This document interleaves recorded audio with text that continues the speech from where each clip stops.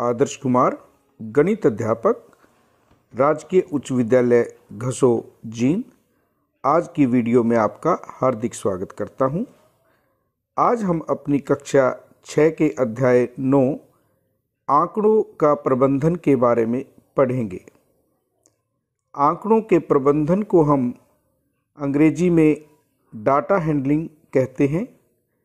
जैसा कि नाम से ही स्पष्ट है, आंकड़ों के प्रबंधन से हमारा अभिप्राय आंकड़ों को व्यवस्थित रूप से प्रदर्शित करना है।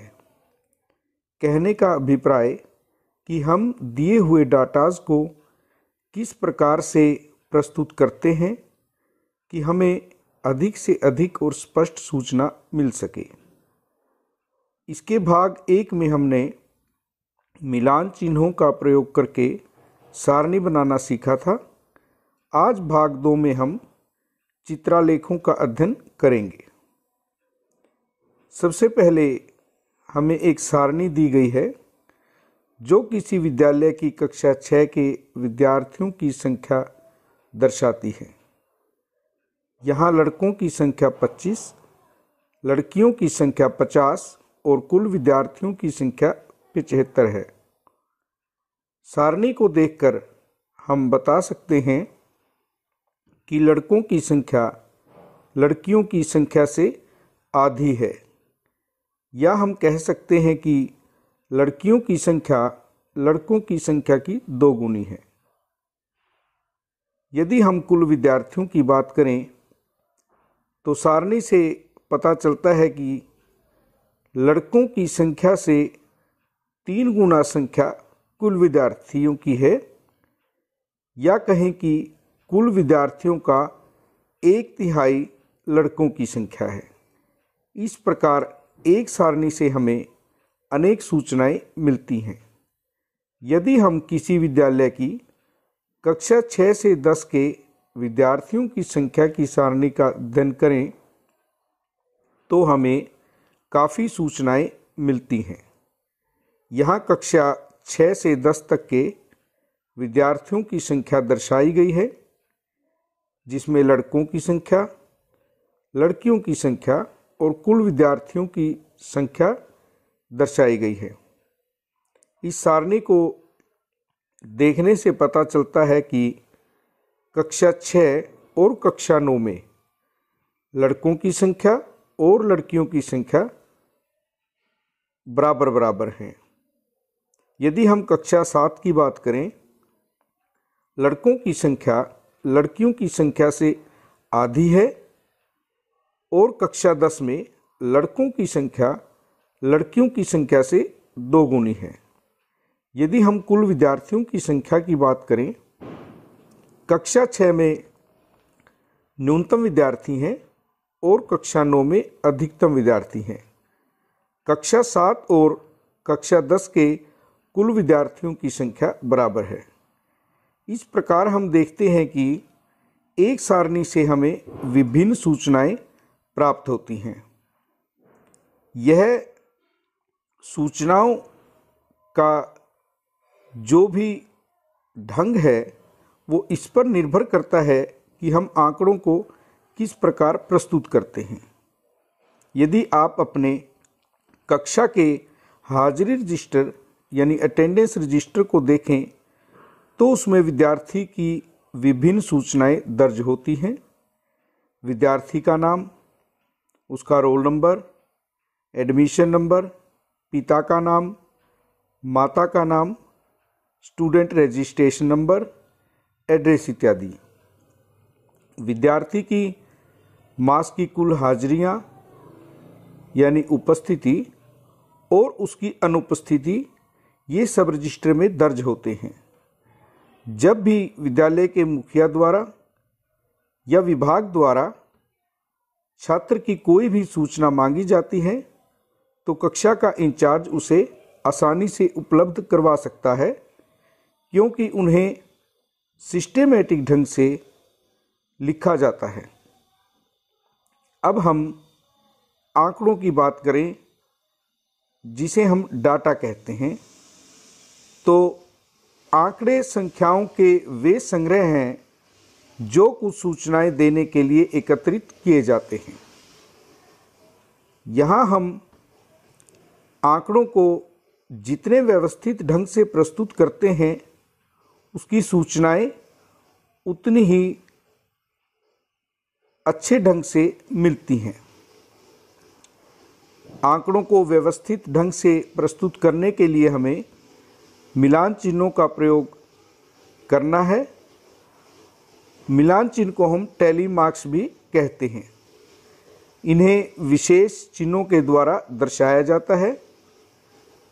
संख्या 1 को 1 सीधे डंडे से, संख्या 2 को 2 सीधे डंडों से, संख्या 3 को 3 सीधे डंडों से, संख्या 4 को 4 सीधे डंडों से और संख्या 5 को 4 सीधे डंडों को एक तिरछे डंडे द्वारा काटने से बनाया जाता है, जिसमें तिरछा डंडा पहले डंडे के ऊपरी सिरे से चौथे डंडे के निचले सिरे तक जाता है। इसी प्रकार यदि हम संख्या 6 से 10 तक की बात करें, संख्या 6 के लिए 5 के चिन्ह के बाद एक सीधा डंडा, 7 के लिए 5 के चिन्ह के बाद 2 सीधे डंडे, 8 के लिए 5 के चिन्ह के बाद 3 सीधे डंडे, 9 के लिए 5 के चिन्ह के बाद 4 सीधे डंडे और 10 के लिए 5-5 के 2 चिन्हों का प्रयोग किया जाता है। अब हम एक उदाहरण की सहायता से सारणी बनाना सीखेंगे।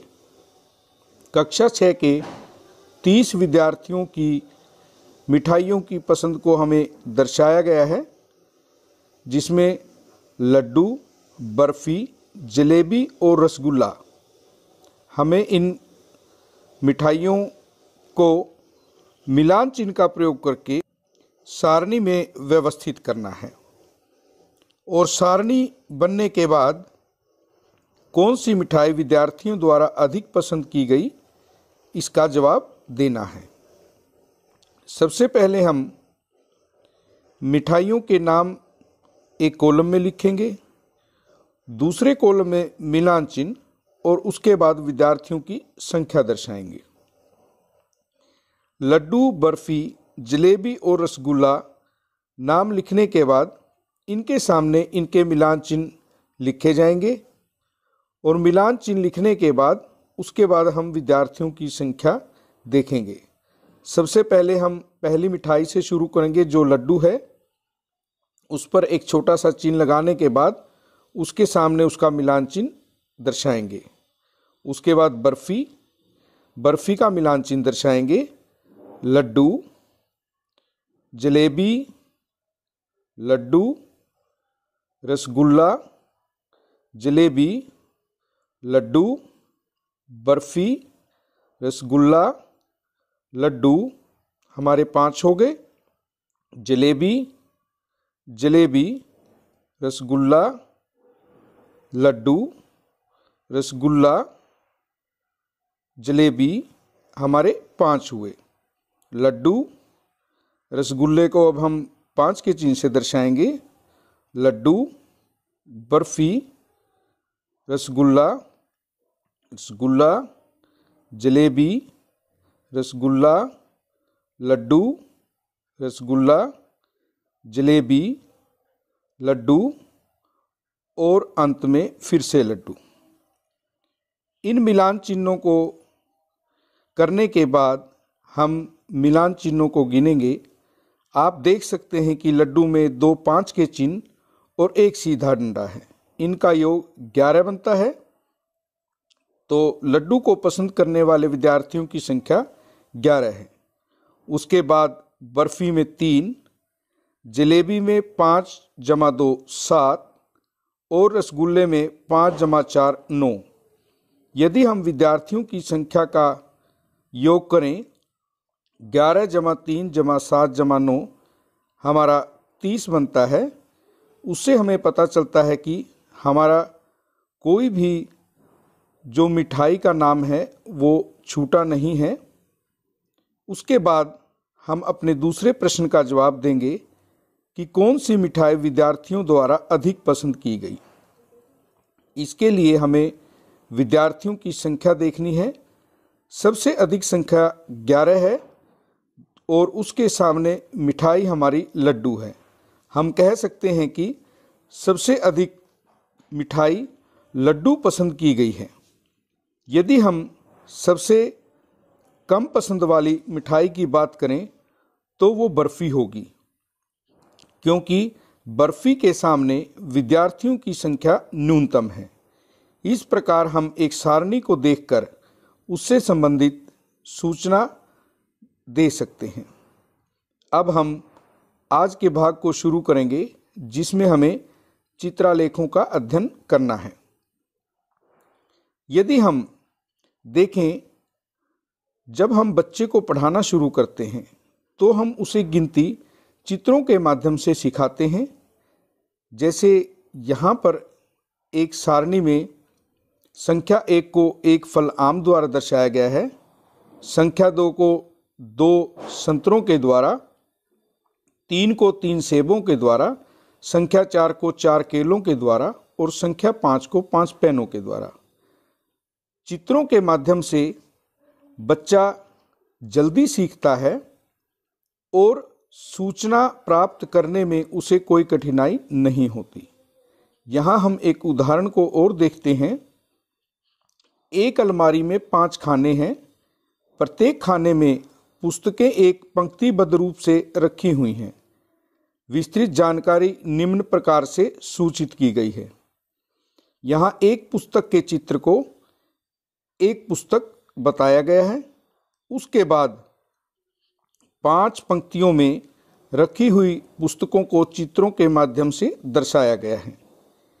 पहली पंक्ति में 4 चित्र हैं, दूसरी पंक्ति में 5 चित्र हैं, तीसरी पंक्ति में 2 चित्र हैं, चौथी पंक्ति में 8 चित्र हैं और 5वीं पंक्ति में 3 चित्र हैं। इन चित्रों को देखकर हमें जो सूचनाएं मिलती हैं उनका हमें जवाब देना है। ये सूचनाएं इस प्रकार हो सकती हैं कि इस पंक्ति में पुस्तकों की संख्या सबसे कम है। इसके लिए हम सबसे कम चित्र वाली पंक्ति को लेंगे। तीसरी पंक्ति में केवल 2 चित्र हैं जो सबसे कम है। हम कह सकते हैं कि तीसरी पंक्ति में सबसे कम पुस्तकों की संख्या है। उसके बाद दूसरा प्रश्न हमारा हो सकता है, किस पंक्ति में पुस्तकों की संख्या सबसे अधिक है। जिस पंक्ति में सबसे अधिक चित्र दर्शाए गए हैं उस पंक्ति में सबसे अधिक पुस्तकें हैं और यह पंक्ति 4 है। क्या ऐसी पंक्ति है जिसमें एक भी पुस्तक नहीं है? सारणी से हमें पता चलता है कि ऐसी कोई भी पंक्ति नहीं है जिसमें एक भी पुस्तक नहीं है। इस प्रकार चित्रों की सहायता से हम विभिन्न सूचनाएं प्राप्त करते हैं। एक चित्रालेख आंकड़ों को चित्रों, वस्तुओं या वस्तुओं के भागों के रूप में निरूपित करता है। इसको केवल देखकर ही आंकड़ों से संबंधित प्रश्नों के उत्तर दिए जा सकते हैं। अब हम कुछ प्रश्नों को हल करेंगे। निम्नलिखित चित्रालेख 5 गांवों में ट्रैक्टरों की संख्या दर्शाता है। ऊपर एक चित्र से दर्शाया गया है कि एक चित्र एक ट्रैक्टर के बराबर है। उसके बाद गांव ए, बी, सी, डी और ई में ट्रैक्टरों के चित्र बने हैं। हमें चित्रालेख को देखकर कुछ प्रश्नों के उत्तर देने हैं, जिसमें सबसे पहला प्रश्न है, किस गांव में ट्रैक्टरों की संख्या न्यूनतम है।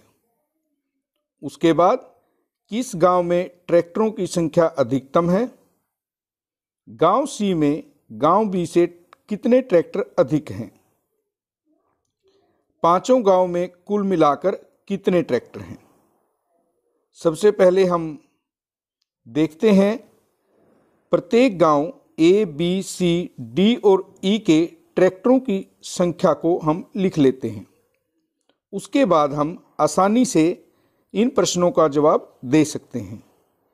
गांव ए में 6 ट्रैक्टर हैं, गांव बी में 5 ट्रैक्टर हैं, गांव सी में 8 ट्रैक्टर, गांव डी में 3 ट्रैक्टर और गांव ई में 6 ट्रैक्टर हैं। अब हम अपने प्रश्नों का उत्तर आसानी से कर सकते हैं।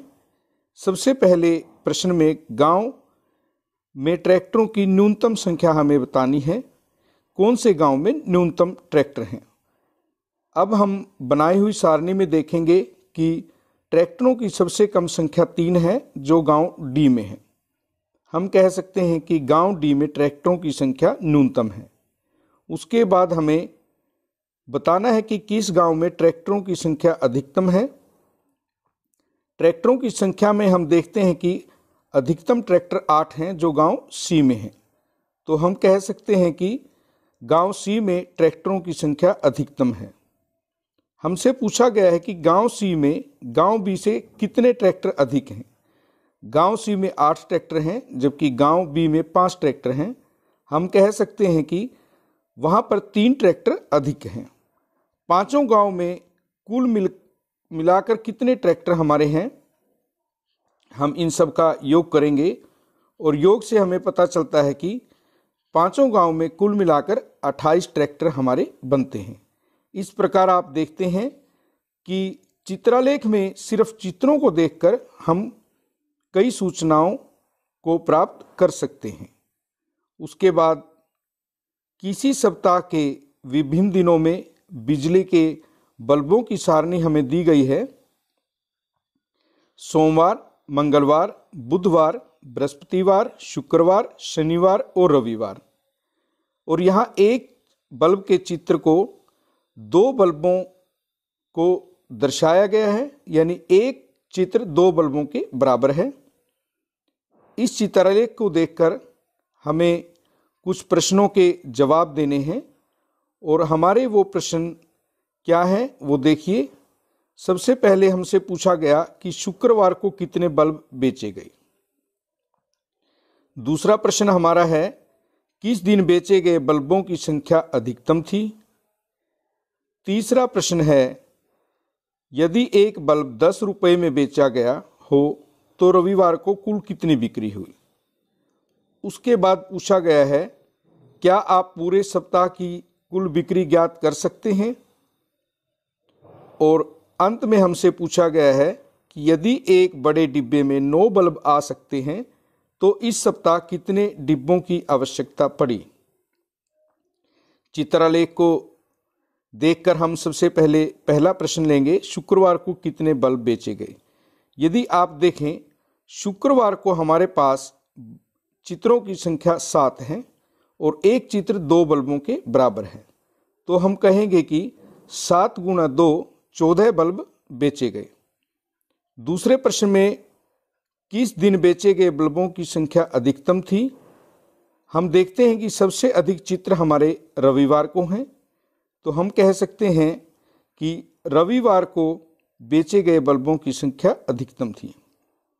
उसके बाद हमसे पूछा गया यदि एक बल्ब 10 रुपये में बेचा गया हो तो रविवार को कुल कितनी बिक्री हुई। अब हम रविवार के बल्बों की संख्या ज्ञात करें तो हमारे पास रविवार को 9 चित्र दर्शाए गए हैं और एक चित्र 2 बल्बों के बराबर है। तो हम कह सकते हैं कि 9 गुणा 2 18 बल्ब बेचे गए और एक बल्ब 10 रुपये का है तो 18 गुणा 10 180 रुपये की बिक्री हुई। अगले प्रश्न में हमसे पूछा गया क्या आप पूरे सप्ताह की कुल बिक्री ज्ञात कर सकते हैं। यदि हम पूरे सप्ताह के चित्रों को गिने तो हमारे पास 43 चित्र हैं और एक चित्र 2 बल्बों के बराबर है। 43 को यदि हम 2 से गुणा करें 86 बल्बों की बिक्री हुई। और यदि हम राशि की बात करें एक बल्ब 10 रुपये का है, 86 बल्ब हमारे 860 रुपये के होंगे। आखिरी प्रश्न में हमसे पूछा गया है एक बड़े डिब्बे में 9 बल्ब आ सकते हैं तो इस सप्ताह कितने डिब्बों की आवश्यकता होगी। हमारे कुल बल्ब जो हैं वो 86 हैं। यदि हम उनको 9 से भाग करें तो हमारे पास 9 भागफल के अतिरिक्त शेषफल 5 बचेगा और यदि हम दशमलव में करेंगे तो 9.55। इसका मतलब 9 डिब्बे पूरे भरने के बाद हमें एक डिब्बे की और आवश्यकता होगी। हम कह सकते हैं कि हमें इस सप्ताह 10 डिब्बों की आवश्यकता पड़ी। आज जो कुछ हमने सीखा उसके अनुसार आपको इन प्रश्नों को हल करना है। यह आपके लिए होमवर्क है। सबसे पहले आपके सामने आपका पहला प्रश्न है, यह आपका दूसरा प्रश्न है और यह आपके लिए तीसरा प्रश्न है। आपको इन तीनों प्रश्नों को हल करना है। धन्यवाद।